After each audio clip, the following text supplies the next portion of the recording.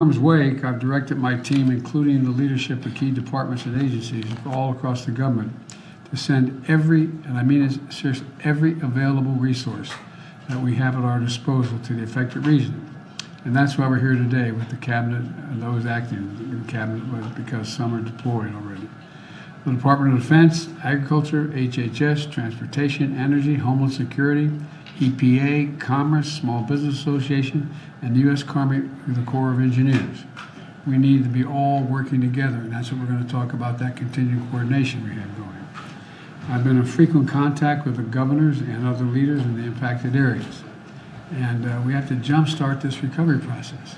People are scared to death. People wonder whether they're going to make it. We still haven't heard from a whole lot of people. This is urgent. People have to know how to get the information they need. So we'll be there until this work is done. It's going to cost, I predict to you, I don't have a number. I think it's going to cost billions of dollars to restore these areas to where they were before. Until the work is done, we're going to stay. As I said, Congress needs to make sure that the states have every available resource. And we have an obligation. This is a storm of historic proportion. Nothing like this has happened in the region since the turn of the 20th century. I think the last was 1914, 1916, in that range. So that's what we're here to discuss, the detail of how we get all that's needed, and it's going to take a long time. It's going to take a long haul to restore these communities. And I'm going to be heading down, anyway, I'll be in the region on Wednesday, and we've had people down there already. It's just going to be real, this is really consequential.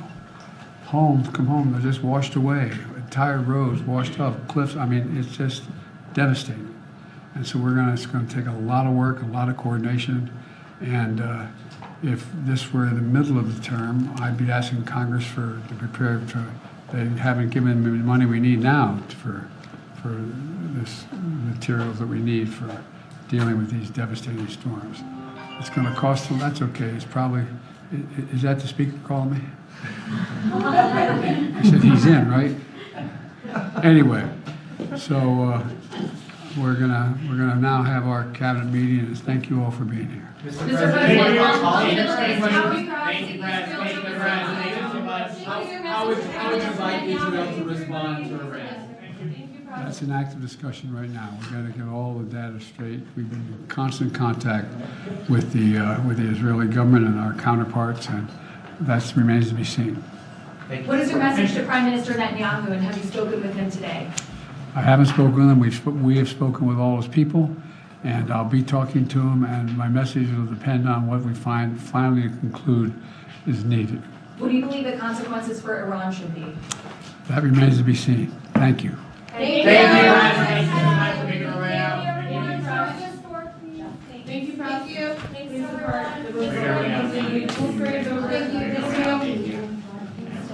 Thank you so much. Thank you. Thanks for making You guys this way. work too well.